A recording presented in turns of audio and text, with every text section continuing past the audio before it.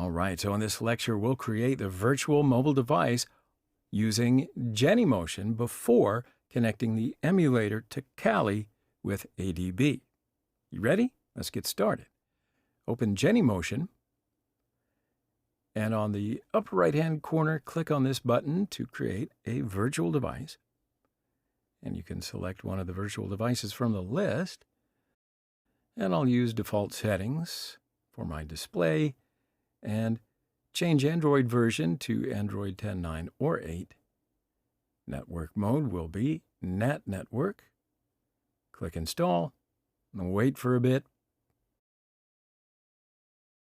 All right, so it's installed. Let's start her up.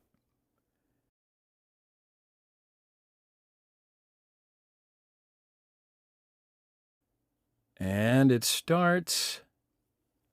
So as you can see, a virtual machine for the virtual device has been created in VirtualBox. However, we will start the virtual mobile device from Genymotion, not from here. And it's running now, so we can go to the settings of the device on VirtualBox. Open Network Settings. As you can see, two network adapters are defined for the virtual device. First one is host only, second one is NAT. In VirtualBox, NAT and NAT network are different options. To connect Kali and Android virtual devices, we'll need to create a NAT network and add these machines to the same NAT network. So open the Preferences of VirtualBox and go to the network setting.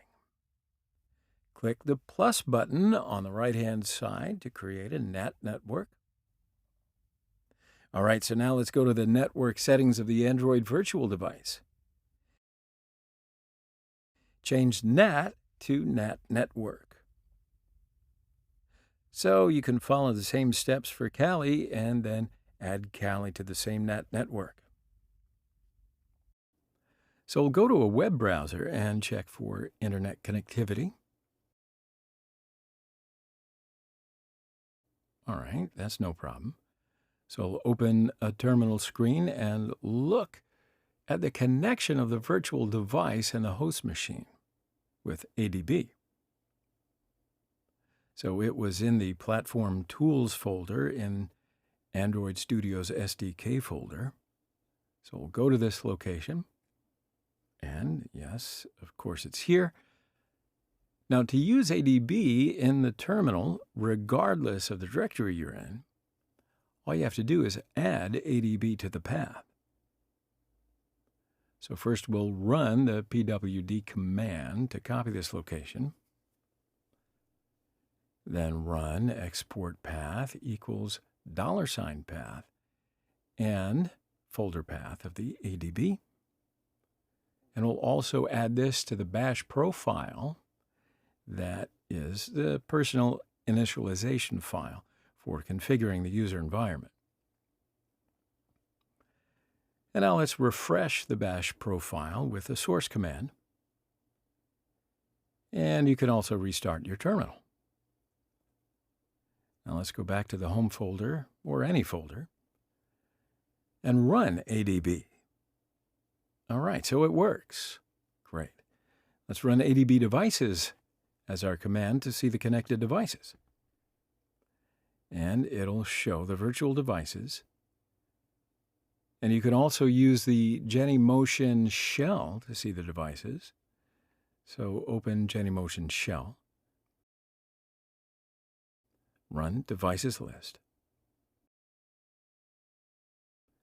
All right, so this is the list of available devices, and it comes in the form of a table. And here's my device. So the emulator connected to my host machine.